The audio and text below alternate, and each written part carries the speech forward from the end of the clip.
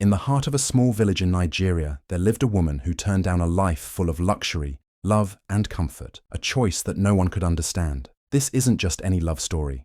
It's one of defiance, sacrifice, and a decision that shocked an entire village. Meet Ifeoma, a woman known for her beauty, kindness, and intelligence. She was born into a humble family, living in a small, modest home. While she didn't have much, she had everything she needed, except for one thing: the pressure to live life the way everyone expected. Ifeoma wasn't like the other women in the village. She had big dreams and was determined to follow her own path, no matter what anyone said. Then came Chuka, the richest man in the village. He was successful, charming, and had everything anyone could dream of. He lived in a grand house, drove the best cars, and was admired by everyone. Everyone thought Ifeoma would be lucky to marry him. But Ifeoma was different. She refused him, and the reason why? Well, it will surprise you. Chuka was everything the village admired: handsome, rich, and powerful. He was the kind of man everyone looked up to. He had inherited his father's fortune and made it grow even bigger through smart investments. Chuka drove the best cars, lived in a huge mansion, and wore the most expensive clothes. Everyone thought he had it all. Most women in the village would have done anything to be with him, and everyone believed that Ifeoma would be lucky to marry him. But Ifeoma's life was very different. She lived in a simple home with her mother, who was a widow. They didn't have much, but they had each other. Ifeoma worked as a teacher at the village school, spending her days teaching children and helping her mother with household chores. They may not have been rich, but Ifeoma found joy in the little things: family, work, and the close-knit community. Then, during a village celebration, everything changed. Chuka noticed Ifeoma from across the crowd. What caught his attention wasn't just her beauty, but the way she carried herself. She wasn't like the other women in the village who seemed focused on looks or wealth. Ifeoma's warmth and kindness stood out, and Chuka couldn't help but be captivated by her. Without wasting time, he made up his mind to approach her. Ifeoma felt torn. On the outside, everything seemed perfect. Chuka was offering her a life many women would dream of, but deep inside, she wasn't convinced. She appreciated the gifts and attention, but something about Chuka didn't sit well with her. She couldn't ignore the way he treated people. Chuka was used to being in control, whether it was with his employees or even his own family. He didn't seem to respect them as equals. Ifeoma worried that if she married him, she would be just another part of his world, something to be controlled rather than someone he truly valued. As the days went by, the pressure from the village grew stronger. The whispers about her and Chuka became louder. Everyone in the village seemed to expect her to say yes to his proposal. Her family, friends, and even the elders in the community urged her to marry him. "You'll never get a better offer," they would say. "This is the dream life." They saw the wealth and luxury, but Ifeoma saw something else. A life that might look perfect on the outside, but felt empty on the inside. Still, she was starting to wonder if she was being foolish for not taking the chance. Was she being too careful? Was she rejecting something good? Meanwhile, Chuka's frustration grew. He couldn't understand why Ifeoma didn't seem to be as excited about him as the other women in the village. He started to think she was playing hard to get. He became more persistent, sending her even more extravagant gifts, and insisting that she marry him. But the more he pressured her, the more Ifeoma pulled away. Chuka couldn't understand why she wasn't giving in. Was she proud? Was she trying to make him work harder for her affection? He didn't like not getting what he wanted. One evening, as Ifeoma walked through the village, she overheard a conversation that would change everything. Chuka was speaking with his friends, and his words struck her like a dagger. "She's too simple," he was saying. "She doesn't know how to appreciate the finer things in life. I don't know why she's making this so difficult." That was the moment Ifeoma's heart sank. It wasn't just about love or even wealth. It was clear now that to Chuka, she wasn't a person. She was just an accessory in his life, a way to show off his wealth and status. Ifeoma realized she wasn't just another woman he wanted to impress. She was a prize in his game of power and control. Feeling a deep sadness, Ifeoma walked away, her mind racing. She could no longer ignore the truth about Chuka. The life he was offering wasn't the dream she wanted to live. It was a life built on appearances, not on love or respect. The next day, Ifeoma knew she had to make a decision. She sat down with her mother in their modest home and poured out her heart. She told her everything: the pressure from the village, Chuka's persistence, and the doubts that had been building inside her. Her mother listened carefully, her eyes filled with wisdom from years of struggle and love. After a long silence, she spoke softly. My daughter, she said, wealth can fill your pockets, but it can't fill your heart. Her mother's words hit her deeply. It was true. No amount of money could replace the love, respect, and happiness she longed for. Ifeoma felt a sense of clarity wash over her. She knew what she had to do.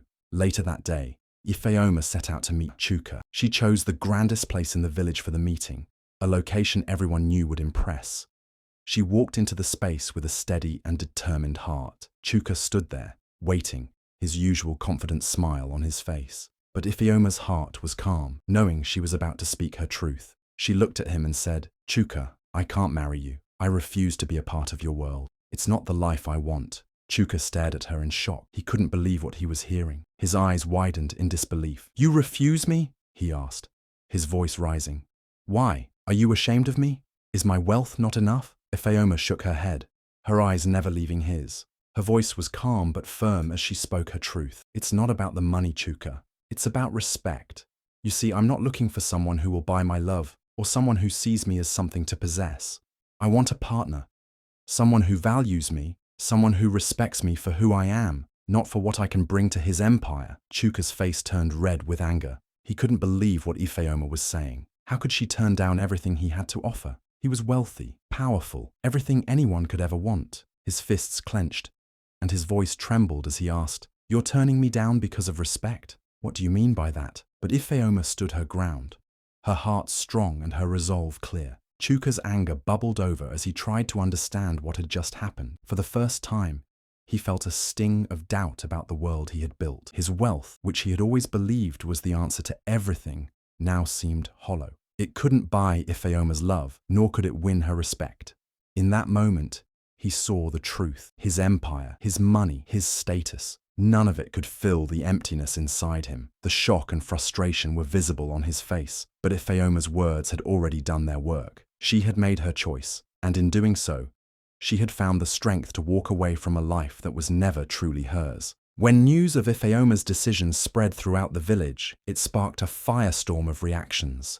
Some people admired her for standing firm in her beliefs, seeing her as a woman of strength who wasn't willing to sacrifice her values for wealth. She chose her heart over gold, some whispered with respect. Others, however, thought she was making a huge mistake. How could she turn down Chuka's offer? They wondered.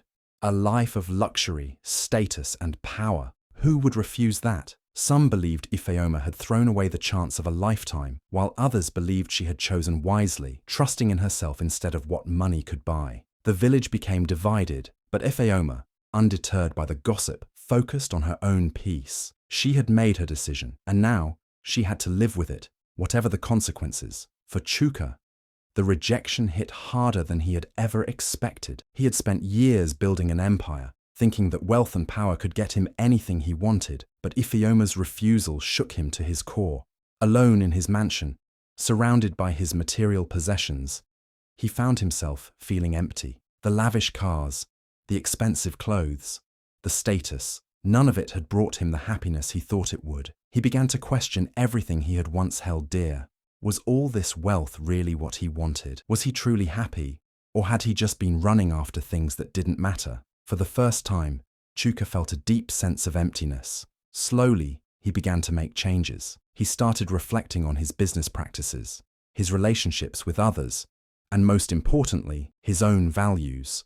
He realized that in his pursuit of success, he had lost touch with what truly mattered: love, respect, and genuine human connection. It was a painful but necessary awakening. As for Ifeoma, her life after the decision was far from what the village expected. She didn't live in a mansion or drive a fancy car, but she was at peace. She continued to teach, pouring her heart into the lives of the children she educated and helping her community in any way she could. Her days were filled with simple joys, teaching a child to read, sharing laughter with her mother, and contributing to the well-being of her village. Though she remained single, Ifeoma had something more valuable than wealth. She had her self-respect, her peace of mind, and a deep sense of fulfillment that could never be bought. She knew she had made the right choice, and that realization gave her strength every single day. In the end, Ifeoma's life wasn't defined by what she had, but by the love and respect she gave to others, and the happiness that came from living an authentic, purposeful life.